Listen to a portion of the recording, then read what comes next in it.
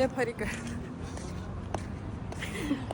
Hi guys, અમે અડધી રાતે પાણીપુરી ખાવા નીકળ્યા છે ઈટોબીકોની ગલીઓમાં. રાતના 9:30 વાગ્યા છે.